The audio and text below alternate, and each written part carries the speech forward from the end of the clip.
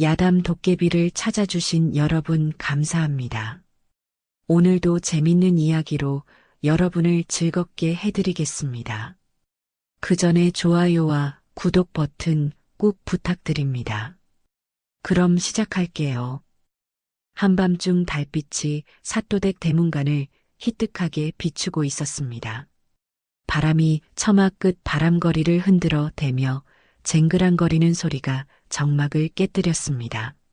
안채 마루에는 등잔 하나 켜지지 않은 채 찬 기운만이 방 안 구석구석을 휘돌고 있었습니다. 기와 사이로 스며드는 달빛이 마루 위에 격자무늬 그림자를 들이우고 어디선가 부엉이 우는 소리가 애처롭게 들려왔지요. 죽향은 창호지 사이로 스며드는 달빛을 바라보며 한숨을 내쉬었습니다. 28배 나이에 사또 부인이라는 체면을 지키고는 있지만 마음 한구석은 늘 텅 비어 있는 듯 했지요. 남편인 사또는 또다시 기생집에서 밤을 지새우고 있을 터였습니다. 그녀의 혼자만의 시간은 이렇게 달빛과 바람소리만이 벗이 되어주는 것이었습니다. 비단 치마를 무릎 위에 가지런히 놓고 앉아있는 그녀의 모습은 마치 한 폭의 그림 같았지만 그 아름다움 속에는 깊은 외로움이 배어 있었습니다. 창밖으로는 저녁 나절부터 내린 이슬이 마당의 돌계단에 맺혀 반짝이고 있었습니다. 죽향은 방문을 살짝 열고 마당을 내려다보았다. 월계수 그림자가 마루 끝까지 길게 드리워져 있었고 어디선가 소량이 은은하게 풍겨왔지요. 뒷산에서 불어오는 바람에는 소나무와 대나무 냄새가 섞여 있어 마음을 차분하게 해주었습니다. 하지만 그 고요함이 오히려 죽향의 외로움을 더욱 부각시켰다. 이 달빛이야 내 사정을 더 잘 알겠지요. 죽향이 혼잣말을 중얼거릴 때 대문 밖에서 말발굽 소리가 들려왔지요. 느리고 불규칙한 걸음으로 보아 사또가 취한 채로 돌아온 것이었습니다. 죽향은 서둘러 이불을 목까지 끌어올리고 잠든 척했지요. 하지만 가슴 깊은 곳에서는 서러움이 밀물처럼 차올랐다. 결혼한 지 벌써 3년이 흘렀지만 진정한 부부다운 대화를 나눈 적이 손에 꼽을 정도였습니다. 여보게, 문 열어라. 이놈의 자물쇠가 왜 이리 복잡하냐? 거친 목소리가 대문간에 울려 퍼졌다. 사또는 술기운에 절어 있는 듯 말끝마다 비틀거리는 기색이 역력했지요. 하인이 불이 나게 달려가 대문을 열어주는 소리가 들렸고 이어서 사또의 중얼거림이 마당에 퍼졌다. 대장부가 하는 일에 여편네가 어찌 끼어들겠느냐. 기생월양이가 참 곱더구나. 저런 여인이 진짜 여인이지. 사또의 말을 들은 죽향의 눈에서는 뜨거운 눈물이 흘러내렸습니다. 베개에 묻힌 눈물은 소리 없이 스며들었고 그녀는 입술을 깨물며 흐느낌을 참았다. 사또는 말을 마구간에 맡기고는 별채로 발걸음을 옮겼다. 술에 취한 발걸음이 자갈길을 밟는 소리가 점점 멀어져 갔다. 죽향은 그 발소리가 완전히 멀어질 때까지 숨을 죽이고 기다렸습니다. 밤 기운이 더욱 차갑게 느껴졌고 바람거리 소리만이 규칙적으로 울려 퍼졌다. 어디선가 개 짖는 소리도 들려왔지만 그것마저 외로운 울음으로 들렸습니다. 죽향의 마음에는 서러움이 밀려왔지요가 자책으로 변하고 마침내는 체념으로 가라앉았다. 내가 부족해서 남편의 마음을 잡지 못하는 것일까? 아버지가 살아계셨다면 이런 모욕은 당하지 않았을 텐데. 온갖 생각들이 머릿속을 어지럽혔다. 달빛은 여전히 창호지 사이로 스며들고 있었지만 그 빛조차 쓸쓸해 보였습니다. 새벽이 가까워질 무렵 죽향은 일어나 찬방으로 향했지요. 우물에서 길어온 차가운 물로 얼굴을 씻으며 마음을 다잡았다. 거울 속에 비친 자신의 모습은 여전히 단정했지만 눈가에는 어쩔 수 없는 그림자가 드리워져 있었습니다. 그녀는 머리를 다시 곱게 빗어 올리고 깨끗한 저고리로 갈아입었습니다.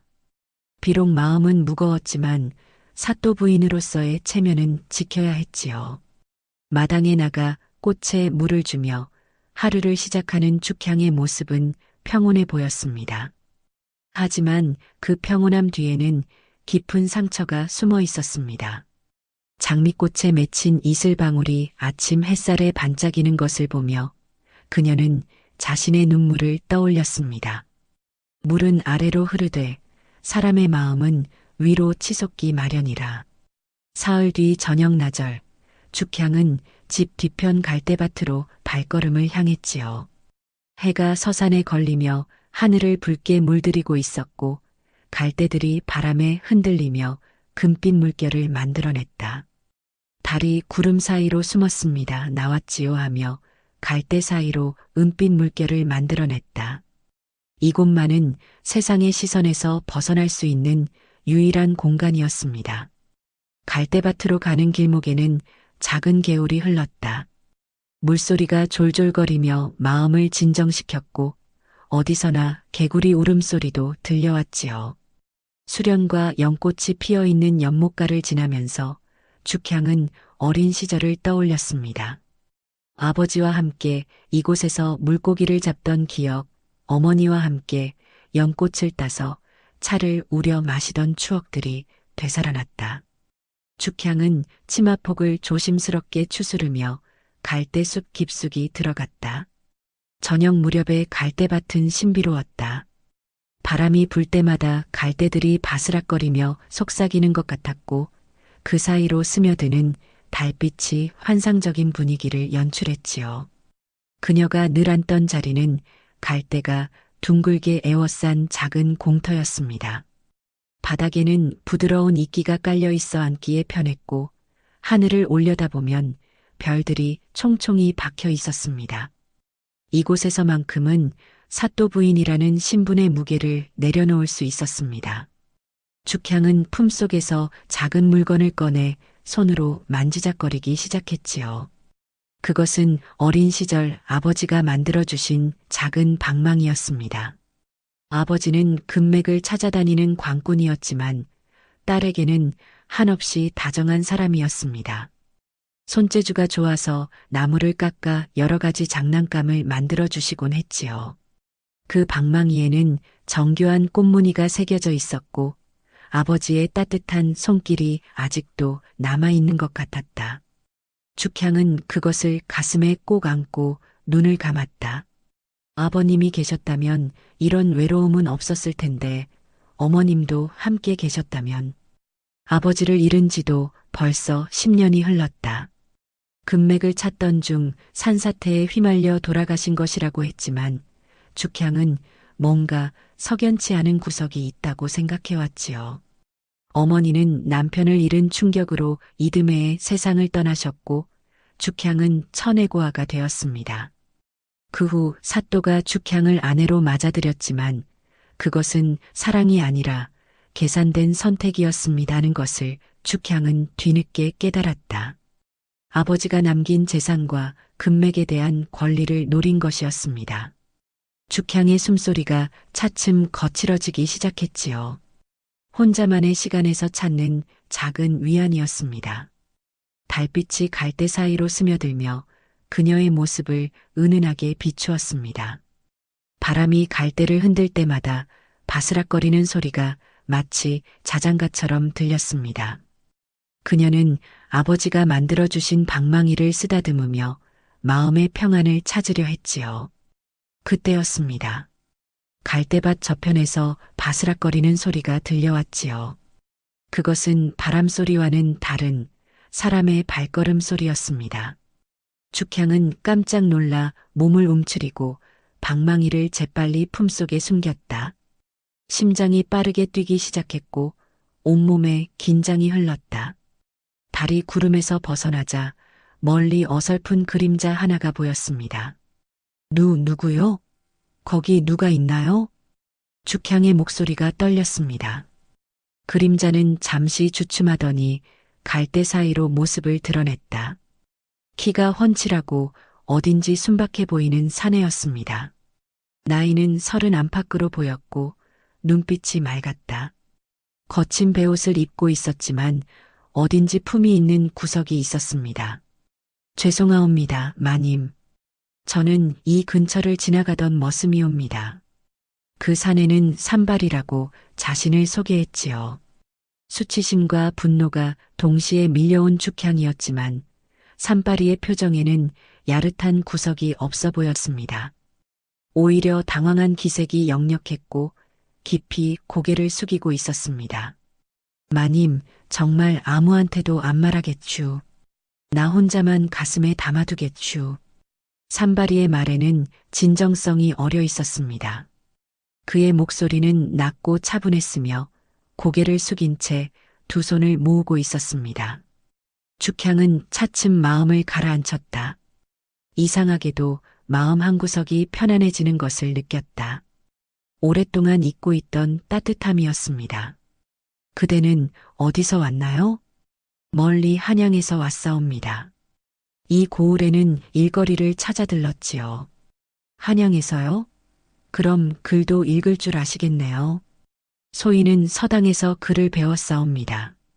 갈대가 바람에 흔들리며 둘 사이의 어색함을 부드럽게 감쌌다. 죽향은 산발이의 눈빛에서 따뜻함을 느꼈다. 그것은 오랫동안 잊고 있던 감정이었습니다. 마치 아버지의 눈빛처럼 다정하고 진실한 무언가가 있었습니다. 이 고을은 일거리가 많지 않을 텐데요. 대부분 농사일 뿐이고 품삯도 넉넉하지 않아요. 그래도 성실히 일하면 먹고 살 길은 있겠지요. 소인은 무엇이든 할 수 있사옵니다. 두 사람 사이에는 묘한 정적이 흘렀다. 달빛이 갈대 사이로 스며들어 은빛 무늬를 만들어냈고 멀리서 물소리가 졸졸 흘러왔지요. 죽향은 산발이의 존재가 전혀 위협적이지 않다는 것을 깨달았다. 오히려 그의 모습에서 묘한 안정감을 느꼈다. 저 혹시 이 근처에서 일자리를 구하고 계신다면? 죽향이 조심스럽게 말을 꺼냈다. 그녀 자신도 왜 이런 제안을 하는지 확실하지 않았지만 마음 깊은 곳에서 이 사람과 더 가까이 있고 싶다는 욕구가 일었습니다. 우리 집에서 머슴을 구하고 있어요. 물론 사또 나리의 허락을 받아야 하겠지만 산발이의 눈에 희망의 빛이 스쳤다. 하지만 그는 조심스러워했지요.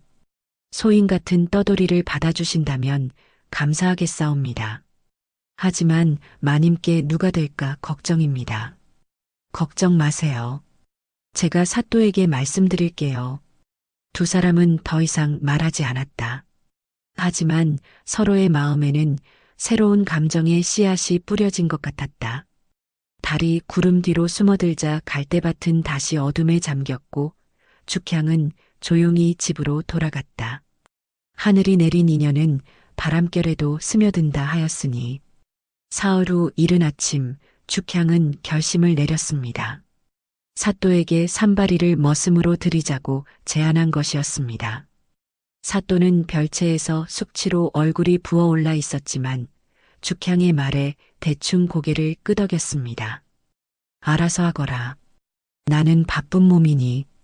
사또는 관아일과 금고 관리로 늘 바빴다. 특히 요즘에는 어떤 중요한 일로 한양과 편지를 주고받고 있는 듯 했지요. 밤마다 별채에서 촛불을 켜놓고 무언가를 적고 있었고 가끔 수상한 손님들이 찾아오기도 했지요. 죽향이 머슴 하나 드리는 것쯤은 사소한 일이었습니다. 그자가 믿을 만한 자냐? 네, 한양에서 온 사람으로 글도 읽을 줄 압니다. 글을 읽는다고? 그럼 장부 정리 같은 일도 맡길 수 있겠군. 사또의 눈에 관심의 빛이 스쳤다. 최근 금고 관리와 각종 장부 정리가 복잡해져서 믿을 만한 사람이 필요했던 것이다. 이렇게 해서 산발이는 사또댁의 머슴이 되었습니다. 그의 첫 일은 우물가에서 설거지를 돕는 것이었습니다. 죽향과 산발이는 우물 둘레에 앉아 그릇을 닦으며 조심스럽게 말을 주고받았다. 물이 참 맑군요. 우리 집 우물은 깊이가 10길이 넘는답니다. 아버님이 직접 하신 것이지요. 어르신께서 직접 우물을 파셨다니 대단하신 분이셨나 보네요. 죽향의 손이 찬 우물물에 닿을 때마다 소스라치듯 떨렸습니다. 산발이는 그런 그녀의 모습을 지켜보며 조심스럽게 도왔지요. 그의 손이 죽향의 손과 스칠 때마다 묘한 전율이 일었습니다. 따뜻하면서도 거친 손이었지만 그 감촉이 죽향에게는 낯설지 않았다. 마님, 손이 차시겠어요. 제가 할게요. 아니에요. 함께 하는 게 좋아요. 우물가에서 바라본 하늘은 맑고 푸르렀다. 하얀 구름 몇 점이 느긋하게 떠다니고 있었고 어디선가 종달새 울음소리가 들려왔지요. 죽향은 오랫동안 이런 평화로운 시간을 갖지 못했지요는 것을 깨달았다. 두 사람은 마당에서 쌀을 고르는 일도 함께 했지요. 넓은 멍석 위에 쌀을 쏟아놓고 돌과 쭉정이를 골라내는 일이었습니다. 햇살이 따갑게 내리쬐었지만 죽향은 산발이와 함께 있으니 전혀 힘들지 않았다. 산발이는 고향이 그립지 않나요? 마님과 이야기하고 있으면 고향 생각이 안 나지요. 산발이의 말에 죽향의 볼이 살짝 붉어졌다. 그녀는 서둘러 고개를 숙이고 쌀알 고르기에 집중했지요. 하지만 마음속에서는 오랫동안 잊고 있던 설렘이 꿈틀거리고 있었습니다. 한양은 어떤 곳인가요? 저는 태어나서 이 고을 밖으로 나가본 적이 없어요. 크고 번화한 곳이지요. 하지만 사람들이 너무 많아서 오히려 외로울 때가 많습니다. 이곳처럼 조용하고 평화로운 곳이 더 좋은 것 같아요. 저녁 밥상을 차릴 때도 죽향은 산발이를 부엌으로 불렀다. 밥을 짓고 반찬을 준비하는 일을 함께하면서 두 사람 사이의 거리는 점점 가까워졌다. 산발이는 불 지피는 일을 맡았고 죽향은 쌀을 씻어 솥에 앉혔다. 불 지피는 솜씨가 좋으시네요. 어릴 때부터 이런 일을 많이 해봤거든요. 부엌에는 은은한 연기가 피어올랐다. 장작이 타는 냄새와 밥 짓는 냄새가 어우러져 구수한 향기를 만들어냈다. 죽향은 이런 일상의 소소함이 이토록 행복할 수 있다는 것을 처음 알았다. 엎드려 보아라. 등짝이 장작보다 단단하구나. 죽향이 농담조로 말하자 산발이는 얼굴을 붉히며 웃었습니다. 시원한 듯, 괜히 떨리는 듯. 그들의 대화는 자연스럽고 편안했지요. 어색함은 점차 사라지고 대신 호기심과 미묘한 설렘이 자리 잡았다. 죽향은 오랫동안 잊고 있던 감정을 다시 느끼고 있었습니다. 밤이 되어 산발이가 행랑채로 들어간 후에도 죽향은 오랫동안 잠들지 못했지요. 창문 너머로 들려오는 벌레 소리와 바람 소리가 마치 자장가처럼 들렸습니다. 그녀는 산발이의 따뜻한 목소리와 진실한 눈빛을 떠올리며 미소를 지었습니다. 며칠이 지나면서 산발이는 집안일에 완전히 적응했지요. 그는 부지런하고 성실했으며 무엇보다 죽향을 따뜻하게 대해주었습니다. 사또는 산발이의 일처리 능력에 만족했고 점점 더 많은 일을 맡기기 시작했지요. 가까이 있어도 멀고 멀리 있어도 가까운 것이 사람의 마음이라. 며칠 뒤 점심때가 되었을 때 죽향은 특별한 제안을 했지요. 밭일을 하고 있는 산발이에게 도시락을 싸서 나가자는 것이었습니다. 산발이는 뒷산밭에서 무와 배추를 정리하고 있었는데 햇살이 따가워 보였습니다. 그의 이마에는 땀방울이 송골송골 맺혀 있었고 저고리가 땀에 젖어 있었습니다. 점심을 밭에서 드시는 게 어떨까요? 마님이 직접 나오시면 어찌하겠습니까? 괜찮아요. 바람도 시원하고 혼자 집에 있는 것보다 낫겠어요. 죽향은 정성껏 도시락을 쌌다. 흰 쌀밥에 나물 몇 가지, 그리고 직접 담근 김치를 작은 오지 그릇에 담았다. 계란찜도 만들고 멸치볶음과 콩나물 무침도 준비했지요. 보자기에 곱게 싸서 나무 그늘이 있는 밭머리로 향했지요. 밭으로 가는 길에는 코스모스와 들국화가 피어 있었습니다. 가을 햇살이 따스하게 내리쬐는 가운데 죽향의 발걸음은 가벼웠다. 오랫동안 이런 설렘을 느껴보지 못했던 것이다. 느티나무 그늘 아래는 시원했지요.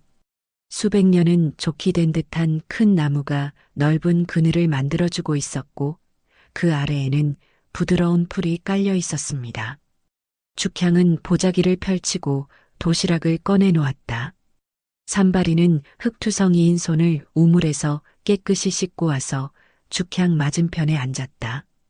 이렇게 함께 먹으니 밥맛이 다르네요. 그래요? 늘 혼자 먹던 밥이라 재미가 없었는데. 두 사람은 나란히 앉아 도시락을 나누어 먹었습니다. 새들이 지저귀는 소리와 바람이 나뭇잎을 흔드는 소리가 평화로웠다. 죽향은 오랫동안 이런 마음 편한 시간을 갖지 못했지요는 것을 깨달았다. 산발이가 맛있게 먹는 모습을 보니 절로 미소가 지어졌다. 마님이 직접 만드신 음식은 정말 맛있습니다. 과찬이에요. 그냥 평범한 시골 음식일 뿐인데. 아닙니다. 마음이 들어간 음식은 다른 법이지요. 산발이의 말에 죽향의 가슴이 따뜻해졌다. 사또는 한 번도 자신이 만든 음식을 제대로 칭찬해 준 적이 없었습니다. 항상 기생집 음식이 더 맛있다며 불만을 표했을 뿐이었습니다. 산발이는 결혼은 안 했나요? 죽향이 조심스럽게 물었습니다. 산발이는 잠시 머뭇거리더니 고개를 저었습니다. 아직 수총각이옵니다. 그 말에 죽향은 웃음을 터뜨렸습니다. 산발이의 진솔한 대답이 귀여웠던 것이다. 하지만 웃음 속에는 묘한 안도감도 섞여 있었습니다. 그럼 자네도 외로운 사람이구나. 마님도 외로우신가요? 산발이의 질문에 죽향의 표정이 순간 진지해졌다. 그녀는 한참 동안 저 멀리 산을 바라보더니 조용히 입을 열었습니다. 사람 손길이 그리웠다오. 그 말에는 깊은 외로움이 배어 있었습니다. 산발이는 죽향의 눈가에 맺힌 이슬을 보았다. 그것이 눈물인지 이슬인지 구분이 안 될 정도로 작았지만 분명히 슬픔의 흔적이었습니다. 사또 나리께서 알면 그분은 이 집을 집으로 여기지 않소. 죽향의 목소리에는 깊은 절망이 깔려 있었습니다. 그녀는 마침내 마음속에 쌓여있던 이야기를 털어놓기 시작했지요. 결혼한 지 3년이 됐지만 단 한 번도 진정한 부부로 지낸 적이 없어요. 그분은 늘 기생집에서 시간을 보내시고 집에 와서도 술에 취해 잠드시는 게 전부예요. 산발이는 조심스럽게 손을 뻗어 죽향의 손등을 살짝 만졌다. 그 순간 죽향의 온몸에 전율이 일었습니다. 오랫동안 잊고 있던 감각이었습니다. 마님. 두 사람의 시선이 마주쳤다. 죽향의 눈에는 오랫동안 억눌러왔던 갈망이 드러나 있었고 산발이의 눈에는 진실한 연민이 담겨 있었습니다. 바람이 불어와 죽향의 치마폭을 살짝 들쳐 올렸고 그녀는 서둘러 옷깃을 여몄다. 이러면 안 되는데. 죽향이 중얼거렸지만 산발이의 따뜻한 손길은 계속 그녀의 손을 감싸고 있었습니다. 그의 손은 거칠었지만 따뜻했고 그 온기가 죽향의 마음까지 녹이는 것 같았다. 마님은 충분히 행복할 자격이 있으신 분입니다. 그런가요? 저는 늘 부족한 사람이라고 생각했는데 절대 그렇지 않습니다. 마님은 너무나 아름답고 선량한 분이에요. 산발이의 진심 어린 말에 죽향의 눈에서 눈물이 흘러내렸습니다. 그것은 슬픔의 눈물이 아니라 감동의 눈물이었습니다. 오랫동안 들어보지 못했던 따뜻한 말이었습니다. 두 사람은 말없이 서로를 바라보며 새로운 감정의 싹이 트는 것을 느꼈다. 나뭇잎이 바람에 흔들리며 바스락거리는 소리가 들렸고 어디서인가 새가 지저귀는 소리도 들려왔지요. 자네는 정말 특별한 사람이군요. 소희는 그저 평범한 머슴일 뿐입니다. 아니에요. 자네는 다른 사람들과 달라요. 죽향은 산발이에게서 뭔가 다른 기운을 느끼고 있었습니다. 말투나 행동에서 보통 머슴과는 다른 품격이 느껴졌다. 하지만 그것이 무엇인지는 알 수 없었습니다. 해가 서산으로 기울어가자 두 사람은 자리를 정리했지요. 돌아가는 길에 죽향은 산발이와 나란히 걸으며 마음이 한없이 가벼워지는 것을 느꼈다. 내일도 함께 점심을 먹을 수 있을까요? 마님이 괜찮으시다면 언제든지요. 그날 밤 죽향은 오랫동안 잠들지 못했지요. 산발이의 따뜻한 손길과 진실한 눈빛이 계속 떠올랐다. 그리고 마음 깊은 곳에서는 새로운 희망이 피어오르고 있었습니다. 마음이 열리면 하늘도 함께 열린다 하였거늘. 그로부터 일주일 후 우연한 기회에 죽향은 산발이에게 집안의 비밀을 털어놓게 되었습니다. 안채 뒤편 창고를 정리하던 중 낡은 문서 꾸러미를 발견한 것이 계기였습니다. 이게 뭐지요? 산발이가 먼지 쌓인 상자에서 꺼낸 문서 묶음을 보며 물었습니다. 죽향은 그것을 보자마자 얼굴이 창백해졌다. 그 문서는 아버지의 필체로 쓰여진 것이었습니다. 아버지의 수결이에요. 손이 떨리는 죽향을 보며 산발이는 조심스럽게 문서를 펼쳐보았다. 그것은 금맥 채굴권에 관한 것이었습니다. 죽향의 아버지가 이 지역에서 발견한 금맥의 소유권을 증명하는 문서였습니다. 그런데 그 옆에는 사또의 인장이 찍힌 다른 문서도 있었습니다. 이건 양도 계약서인데요. 산발이가 문서를 자세히 살펴보더니 놀란 표정을 지었습니다. 문서에 따르면 죽향의 아버지가 빚을 지고 금맥을 사또에게 넘겼다는 내용이었습니다. 하지만 필체를 보니 뭔가 이상했지요. 이 문서가 증거요. 내 기댈 때는 이제 자네뿐. 죽향의 목소리가 떨렸습니다. 그녀는 산발이에게 진실을 털어놓기 시작했지요. 아버지는 이 일대에서 금맥을 발견하셨어요. 하지만 그 사실을 알게 된 사또가 온갖 수단을 동원해서 아버지를 궁지로 몰아넣었죠. 죽향의 설명에 따르면 사또는 먼저 허위 빈문서를 만들어 아버지를 압박했지요. 그리고 그 빚을 갚지 못하면 금맥을 포기하라고 협박했지요는 것이었습니다. 아버지는 끝까지 저항하셨어요. 하지만 어느 날 갑자기 산사태에 휘말려 돌아가셨다고 했죠. 하지만 저는 그것이 우연이 아니라고 생각해요. 문서를 자세히 살펴보니 아버지가 죽은 후 사또가 교묘한 방법으로 금맥을 가로챈 흔적이 역력했지요. 위조된 빈문서와 강제 매매 계약서가 그것이었습니다.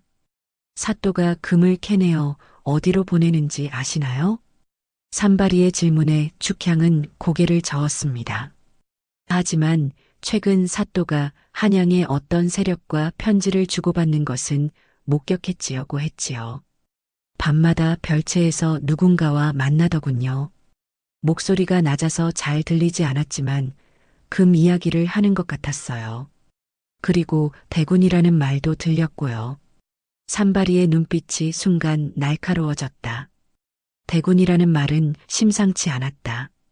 그것은 왕족을 가리키는 말이었고 금계와 연결되면 영모의 냄새가 짙게 풍겼다. 하지만 죽향은 그것을 눈치채지 못했지요. 마님, 이 문서는 아주 중요한 증거입니다. 잘 보관하셔야 해요. 자네는 글을 읽을 줄 아는구나. 보통 머슴과는 다르네요. 고향에서 서당을 다녔습니다. 그래서 이런 문서 정도는 읽을 수 있어요. 산발이의 거짓말은 자연스러웠다. 사실 그는 한양에서 온 암행어사였고 이런 문서들을 분석하는데 능숙했지요. 하지만 아직 정체를 드러낼 때가 아니었습니다. 마님, 혹시 사또가 금을 어디에 보관하는지 아시나요? 별채에 금고가 있어요. 늘 자물쇠를 채워놓고 아무도 들어가지 못하게 해요. 죽향은 산발이가 자신의 편이 되어주는 것만으로도 고마웠다. 오랫동안 혼자 감당해왔던 비밀을 나눌 수 있는 사람이 생긴 것이었습니다. 때가 무르익는구만. 산발이가 속으로 중얼거렸지만 죽향은 듣지 못했지요. 그는 이미 머릿속으로 작전을 짜고 있었습니다. 사또의 금괴 밀반출 현장을 포착하고 배후 세력을 색출하는 것이 목표였습니다. 두 사람은 문서를 다시 상자에 넣고 창고 깊숙한 곳에 숨겨두었습니다. 하지만 이 일을 계기로 둘 사이의 관계는 더욱 깊어졌다. 죽향은 산발이를 완전히 신뢰하게 되었고 산발이는 죽향을 보호해야겠다는 마음을 굳혔다. 그날 밤 죽향은 오랫동안 잠들지 못했지요. 아버지의 억울한 죽음과 사또의 배신, 그리고 산발이에 대한 복잡한 감정이 뒤엉켜 있었습니다. 하지만 더 이상 혼자가 아니라는 사실이 마음의 위안이 되었습니다.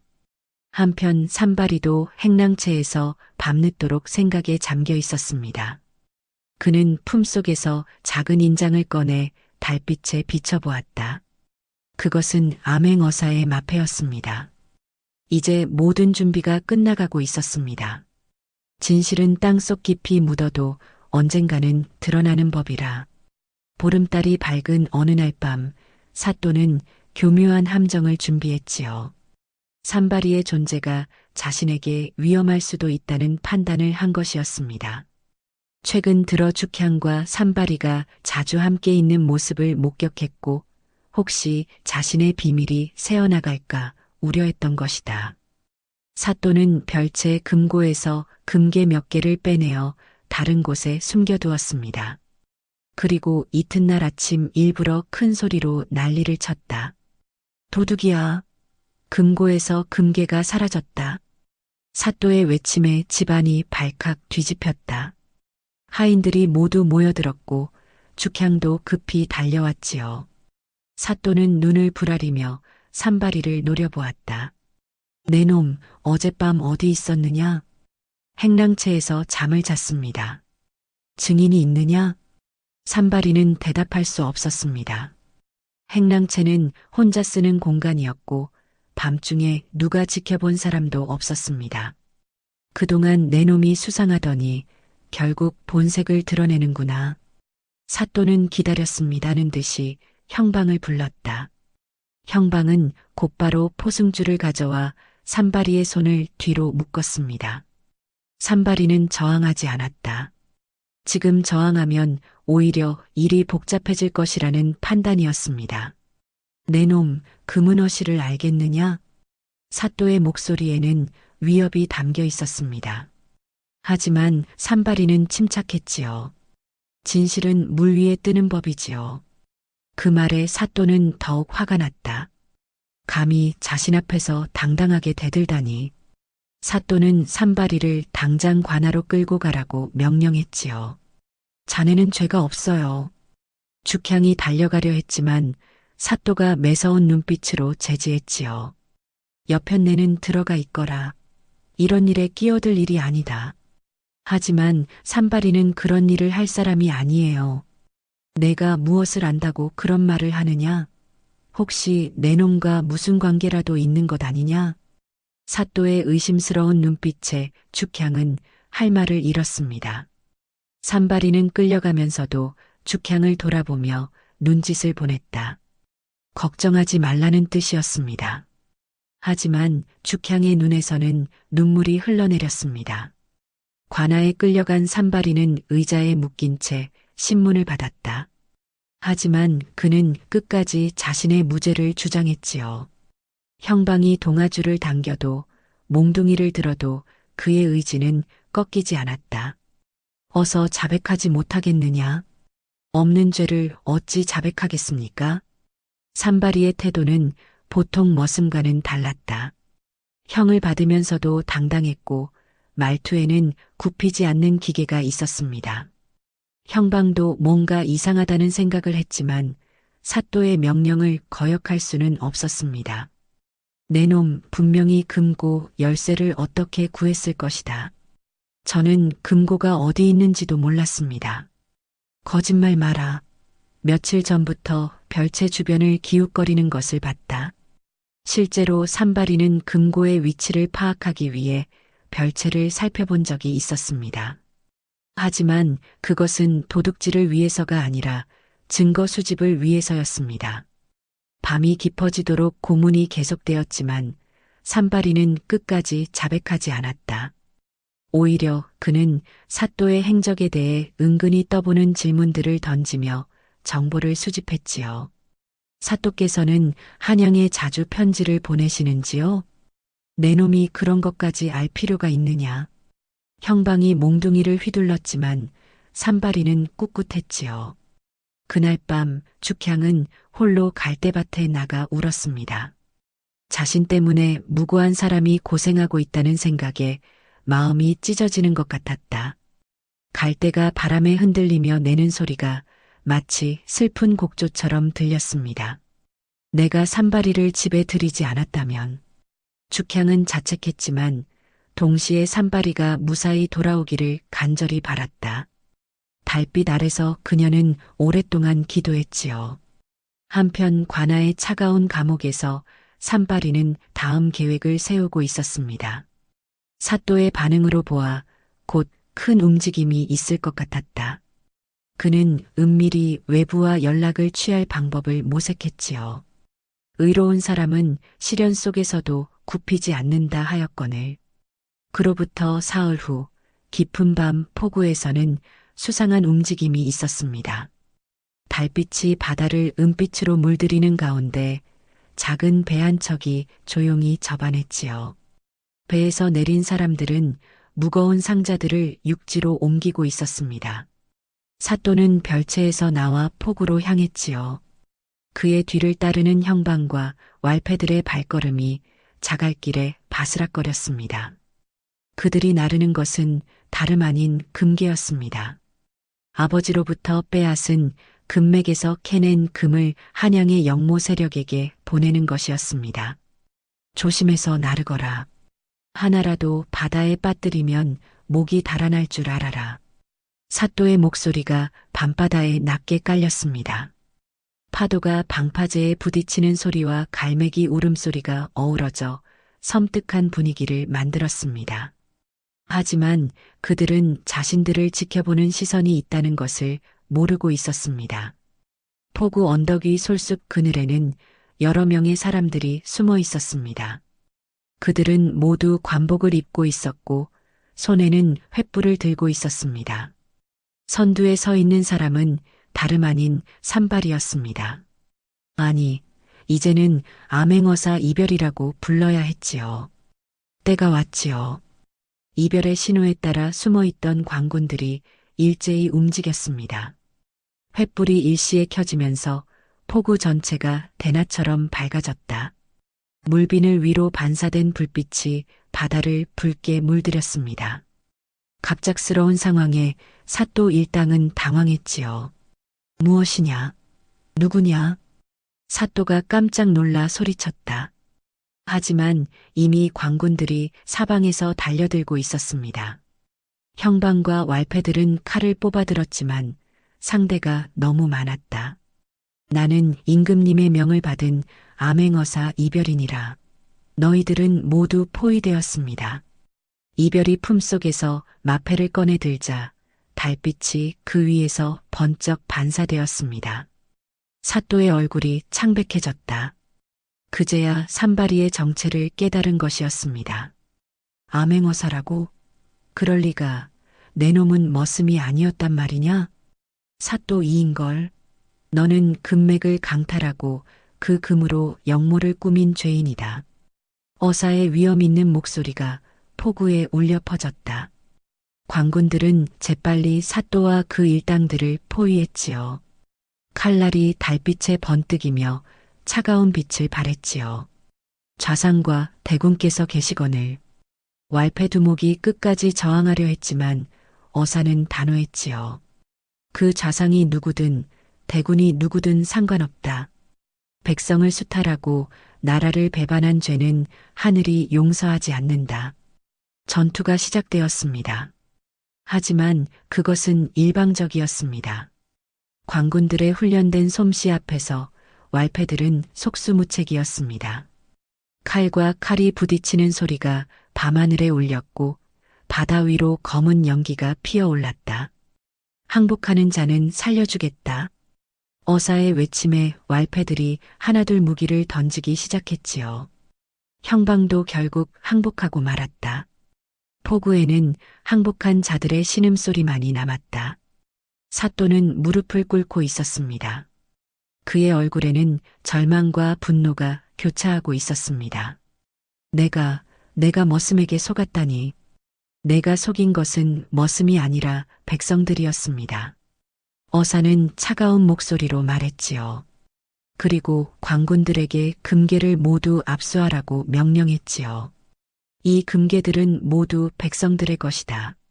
내가 강탈한 금맥에서 나온 것들이니까.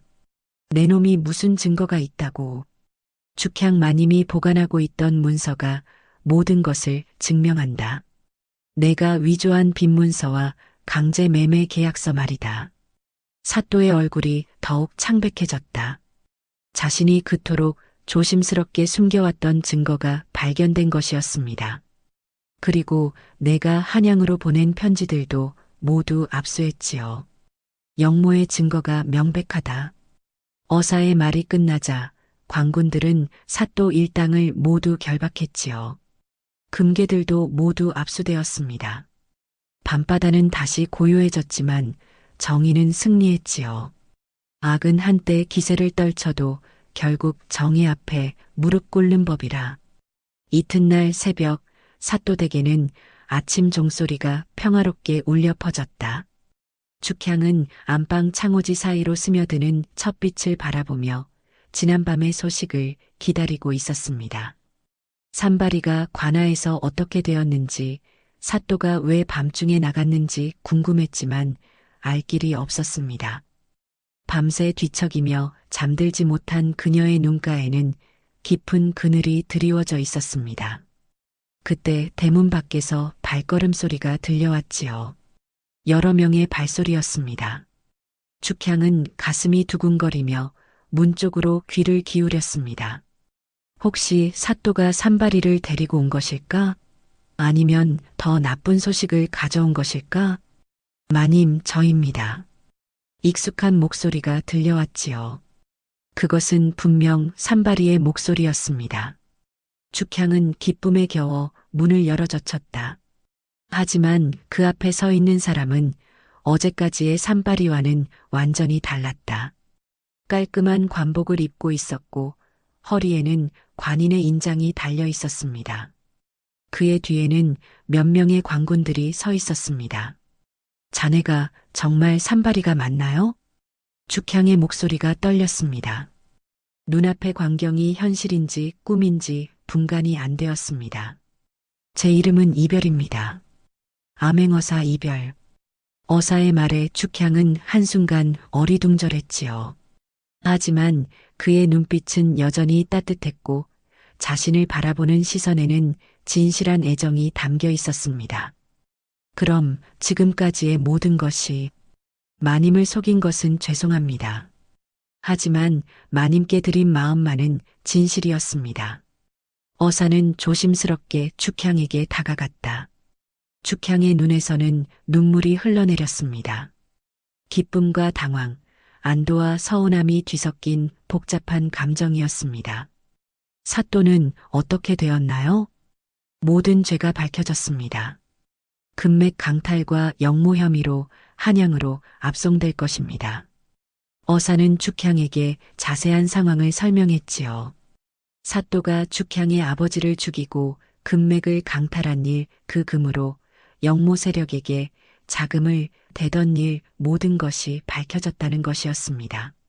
아버지의 문서가 결정적인 증거가 되었습니다. 그 문서 덕분에 사또의 모든 죄상이 드러났고 빼앗긴 금맥도 되찾을 수 있게 되었어요. 정말 아버지의 원수를 갚은 건가요? 그렇습니다. 이제 아버님도 편히 쉬실 수 있을 것입니다. 죽향은 무너지듯 주저앉으며 울음을 터뜨렸습니다. 그것은 슬픔의 눈물이 아니라 해방의 눈물이었습니다. 오랫동안 가슴에 맺혀 있던 한이 드디어 풀린 것이었습니다. 마님 덕분에 이 고을 백성들이 숨쉬게 되었소. 저는 아무것도 한 일이 없는데요. 아닙니다. 마님이 용기를 내어 진실을 보여주지 않았다면 이런 일은 불가능했을 것입니다. 어사는 죽향의 손을 조심스럽게 잡았다. 그의 손은 여전히 따뜻했고 그 온기가 죽향에게 새로운 희망을 주었습니다. 정말 끝난 건가요? 네, 이제 모든 것이 끝났습니다. 죽향의 목소리가 떨렸습니다.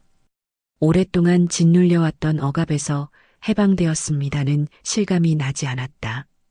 어사는 조심스럽게 죽향을 일으켜 세웠다. 이제야 집이 집 같아지겠지요. 두 사람은 안방으로 들어갔다. 방 구석에는 죽향이 어린 시절부터 간직해온 방망이가 접혀서 놓여 있었습니다. 그것은 이제 더 이상 필요하지 않은 과거의 유물이 되었습니다. 새벽 햇살이 창호지를 통해 부드럽게 스며들었습니다. 어사와 죽향은 서로 마주 앉아 앞으로의 일을 이야기했지요. 어사는 임무를 마친 후에도 이곳에 머무르며 죽향과 함께 하고 싶다고 했지요. 저는 이제 어떻게 살아야 할까요? 마님께서 원하신다면 저와 함께 새로운 삶을 시작하시면 됩니다. 하지만 저는 이미 한 번 결혼했던 몸이에요. 그런 것은 중요하지 않습니다. 진정한 사랑에는 과거가 장벽이 될 수 없어요. 어사의 진심 어린 청혼의 죽향은 한동안 말을 잇지 못했지요. 그녀의 마음속에는 기쁨과 불안이 동시에 일고 있었습니다. 저와 함께 새로운 시작을 하시겠습니까? 오랜 침묵 끝에 죽향은 고개를 끄덕였습니다. 그녀의 얼굴에는 오랫동안 잃어버렸던 평온한 미소가 피어났다. 네, 함께 하겠어요. 두 사람은 조용히 손을 포개고 서로의 온기를 느꼈다. 창밖에서는 새들이 지저귀며 새로운 하루를 알리고 있었습니다. 마당에는 어제까지 없던 평화로움이 흐르고 있었습니다. 앞으로는 어떤 일을 하실 건가요? 관직은 그만두고 이곳에서 평범하게 살고 싶습니다. 마님과 함께 금맥을 다시 운영해서 고을 사람들을 도우며 살아가고 싶어요. 정말 좋은 생각이에요. 아버지도 그것을 원하셨을 거예요. 두 사람은 창밖을 바라보며 미래에 대한 꿈을 그려보았다. 햇살이 점점 더 밝아지고 있었고 새로운 하루가 시작되고 있었습니다. 고마워요. 정말 고마워요. 죽향이 작은 목소리로 말했지요.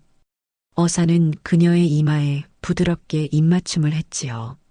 제가 더 고맙습니다. 마님 덕분에 의로운 일을 할 수 있었어요. 방 안에는 따뜻한 정적이 흘렀다.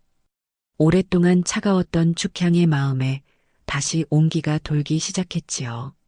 진실한 사랑은 시련을 겪고 난 후에 더욱 깊어지는 법이라. 그로부터 한 달 후, 사또댁은 완전히 다른 모습이 되었습니다. 어사 이별은 관직을 그만두고 죽향과 혼인하여 이곳에 정착했지요. 빼앗겼던 금맥은 다시 죽향의 소유가 되었고 그 수익으로 고을의 가난한 백성들을 도왔지요. 새로운 부부가 된 두 사람은 금맥 운영을 공정하게 했지요. 백성들에게 일자리를 제공하고 수익의 일부는 고을의 서당과 의료시설을 위해 사용했지요. 이별의 행정 경험과 죽향의 인덕이 합쳐져 고을은 점점 더 살기 좋은 곳이 되어갔다. 마당에는 새로운 채소들이 자라고 있었고 마루에는 죽향이 정성스럽게 말린 배보자기가 널려 있었습니다. 우물가에서는 두 사람이 함께 웃으며 일하는 모습이 자주 목격되었습니다. 예전에 냉랭했던 분위기는 완전히 사라지고 집 전체에 활기가 넘쳤다. 이별은 더 이상 거짓 신분을 유지할 필요가 없었지만 여전히 검소하게 살았다. 화려한 관복 대신 평상복을 즐겨 입었고 백성들과 격이 없이 어울렸습니다. 죽향 역시 사또 부인이라는 허례허식을 버리고 평범한 아내로서 행복을 찾았다. 어느 저녁 느티나무 그늘 아래에서 두 사람은 차를 마시며 하루를 정리했지요. 석양이 서산으로 넘어가고 어디선가 저녁 종소리가 들려왔지요. 갈대밭에서는 바람이 불어와 갈대들을 흔들어댔다. 행복한가요? 이별이 물었습니다. 죽향은 그의 손을 꼭 잡으며 대답했지요. 네, 정말 행복해요. 이렇게 평범한 일상이 이토록 소중한 줄 몰랐어요. 저도 마찬가지입니다. 벼슬살이할 때보다 지금이 훨씬 보람 있어요. 마당 한 구석에서는 갈대가 바람에 살랑거렸고 그 소리는 더 이상 외로움이 아닌 평화의 상징이 되었습니다. 달빛이 두 사람을 은은하게 비추는 가운데 진실과 사랑이 승리한 이야기는 그렇게 아름답게 마무리되었습니다. 며칠 후 고을에서는 새로운 사또가 부임했지요. 하지만 이별과 죽향은 관청 일에는 관여하지 않고 오직 백성들의 복리에만 신경 썼다.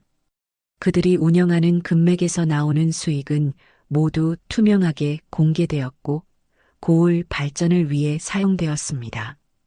어린 시절 아버지가 만들어주셨던 방망이는 이제 방 깊숙한 곳에 고이 간직되어 있었습니다. 그것은 슬픈 과거의 상징이 아니라 아버지의 사랑을 기억하는 소중한 유물이 되었습니다. 겨울이 되자 두 사람은 더욱 가까워졌다. 추운 밤에는 화롯가에 앉아 서로의 어린 시절 이야기를 들려주었고 미래에 대한 계획도 세웠다. 이별은 죽향에게 한양의 이야기를 들려주었고 죽향은 아버지와의 추억을 나누었습니다. 봄이 오자 마당에는 새싹들이 돋아났다. 죽향이 직접 심은 꽃들이 하나둘 피어나기 시작했고 집 전체가 생기로 넘쳤다. 이별은 죽향이 꽃에 물을 주는 모습을 바라보며 미소를 지었습니다. 우리도 아이를 가지면 좋겠어요. 어느 날 죽향이 조심스럽게 말했지요. 이별은 그녀를 품에 안으며 대답했지요. 언젠가는 그런 날이 올 거예요. 서두르지 말고 천천히 기다려요. 그들의 사랑은 성급하지 않았다. 오랜 시련을 겪은 만큼 서로를 더욱 소중히 여겼고 작은 일상에서도 감사함을 느꼈다. 고을 사람들은 두 사람을 존경했지요. 권력을 버리고 백성들을 위해 살아가는 모습이 진정한 지도자의 모습이라고 생각했지요. 아이들은 이별을 좋은 어른이라고 불렀고 부녀자들은 죽향을 어진 부인이라고 불렀다.